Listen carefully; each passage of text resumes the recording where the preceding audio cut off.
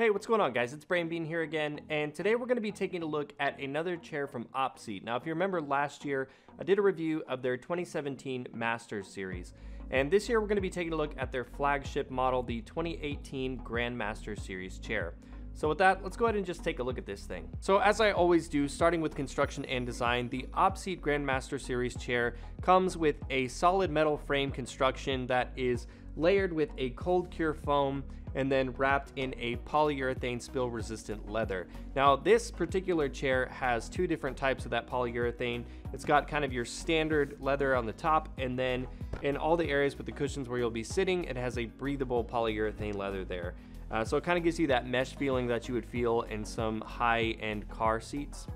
But the leather itself is nice and soft. It actually does feel pretty good to the touch. And I imagine that that breathable leather does help you stay a little bit cool when you're gaming. The only concern I have there is that the breathable part of that mesh probably isn't going to be as spill resistant as the solid polyurethane leather. But I imagine if you're going to spill on it, your body is probably covering up this portion and will probably minimize that risk, at least at best. And as for aesthetics, one of the things that I've always liked about opSEAT chairs is that they offer them in a plethora of different colors. Now, this seat is offered in 11 different colors, and that kind of gives you a lot of options, especially with the way RGB is going, and it's allowing people to customize their setups even more. So having a lot of options when you're picking a color for your chair to really tie it all in together is a really nice thing to have. Another thing that impressed me when I reviewed the 2017 opSEAT and is carried over to this model is that whichever color you pick for your accent color is also going to be in the stitching as well. So it just gives a nice little accent, and you don't see that in a lot of different chairs out there. So it's nice to just have the little accented stitching with the colors kind of tying everything together.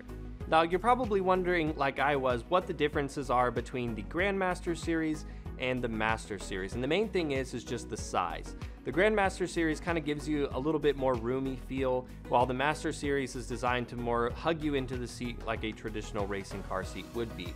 Some other differences are the width of the Grandmaster Series seat is 21 inches, while the Master Series is 15 inches, and the depth on the Grandmaster Series is 20 inches deep, whereas the Master Series is just 18 inches. So if you're a little bit taller, maybe have a little bit wider frame, then the Grandmaster Series is going to be a much better choice for you. They both are rated up to 300 pounds, so that's not really as much of an issue. And another thing is on the wings of the chair, the Master Series wings are angled in a little bit more, again, to hug you into the seat, whereas the Grandmaster is kind of a little bit more mellowed out, so it's a little bit flatter. So again, if you have wider shoulders, you'll be able to lean into that a little bit more comfortably. So talking about comfort, because arguably that's the most important part of any chair. I mean, really, it doesn't matter how cool it looks if it's just not comfortable to sit in. And one of the things I immediately noticed about sitting in this chair that really doesn't seem like it would be that big of a deal, but it's these cutouts right here in the sides.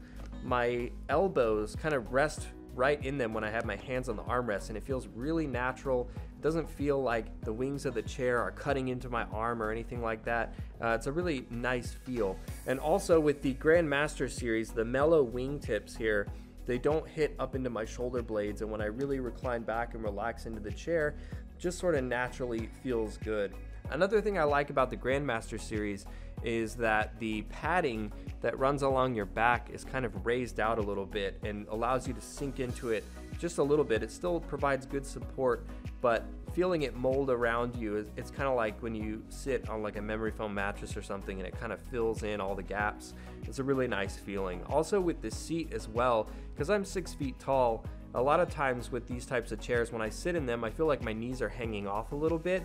But again, with that deeper seat base, I feel like it's coming up just about an inch or so away from behind my knees, which again, gives a lot of support and feels really nice. And I do kind of appreciate having that open seat so you're not as squished into it. And if you're one of those people that ends up playing games and after a couple of hours, you know, you get the leg under here like that, or you bring both your knees up there and you're playing, this chair is definitely going to allow you to do that, especially doing those long MMO marathons and things like that. I know a lot of people tend to do that, and I'm one of those as well.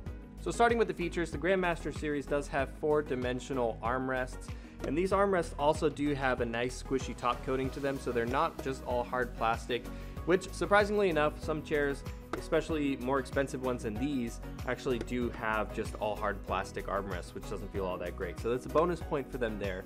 And it allows you to raise and lower them. You can tilt them in and out, as well as front to back. and then at the bottom of the chair you can also adjust it to bring them out or have them come back in, but you will have to loosen the screws at the bottom to do that.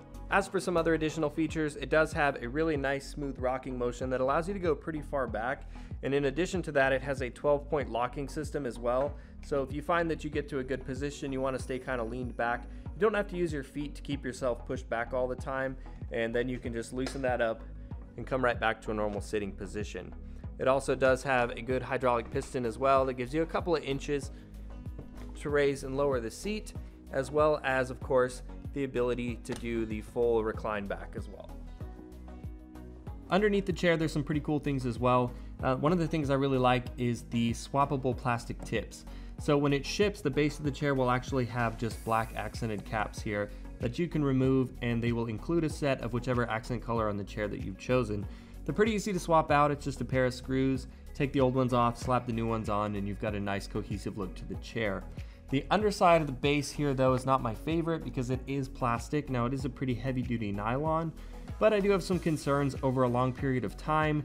You know, with a lot of weight on it, over a couple of years, it might start to bow. I do like the casters on the bottom of the chair, though. They've got this nice kind of like cabin wheel style spoke design, which is just a little bit more accented than just that flat plastic cap that you do see on a lot of casters. So that is a plus as well. So let's talk pillows. Every gaming chair's got them. The head pillow, pretty standard for most gaming chairs. It's got the little nylon strap to slide it over the back. It's a fairly squishy one. It's still wrapped in that polyurethane leather with the accent color that will match the chair. Pretty decent one. You know, I think it's pretty usable. Definitely not the best one that I've seen out of some chairs, but not the worst either. The lumbar pillow, though, is actually a pretty decent one compared to some other chairs. It's usually when I get in a chair to review and I put one together and I try it out, pretty much always toss these things aside because in my eyes they're almost always virtually useless. But with this one, and like I said with the 2017 version of opSEAT as well, the style that they use for it, you can see it's got a pretty mellow curve to it, and it's tall and wide enough that it matches up with the back of the chair. But I like that it doesn't protrude out so much because a lot of times you put one of those in there and your back gets pushed back and your shoulders can't touch the back of the chair. It just doesn't feel all that good. But I like that because this one is taller and more mellow, it actually does fit into your back a little bit better. And you know, most of the time, again, I toss these aside, but I do think opSEAT's is fairly usable, although the ergonomics of the chair support your back just fine. So I would recommend just going with the head and neck pillow. Probably don't need this unless you have some back problems that you might find it useful. Overall, I gotta say I'm pretty impressed with this one. Now, if you've seen my review of the Master Series from last year, you know, I was pretty impressed with them as well. So I went into this review having pretty high expectations for the chair, and I'm happy to say that it did deliver on just about all of those. Now, of course, I did have a couple of reservations, like the breathable mesh that's under the cushions that you actually sit on. Again, it's probably not going to be as spill resistant as the rest of the chair, but like I said, you're going to be covering it if you're sitting in the chair, so hopefully you can mitigate some of those spills. And also the completely plastic base of the chair is a little bit concerning to me, and I don't really see that being an issue for a while, and it does have a 1-year warranty, so if you started to have any issues, you could always get it swapped out. But to kind of offset some of those concerns, I really like that you get a lot of different color options with opSEAT. It lets you tie into just about any color setup, which is why I decided to review the pink one here, because just wanted to pick a color that wasn't as common. I also love that they do the colored stitching as an accent into the chair, because that's just a little extra way to help everything tie in, give it a cool look, and you really don't find that in a lot of chairs. I also like the squishy armrests. Those feel really nice as well. Just overall, for 250 bucks, I think you'd be hard pressed to find a better value in a gaming chair out there. Well, that's it for the review, guys. Let me know in those comments down below what you think about opSEAT's Grandmaster Series chair. And of course, if you enjoyed this video, give it a like to show your support. And if you're new here on the channel, I'd love to see you subscribe because I've got a lot more videos like this coming for you in the near future. You can also follow me on Twitter at BrainBeanGaming. But as always, guys, thanks so much for watching, and I will see you in the next one.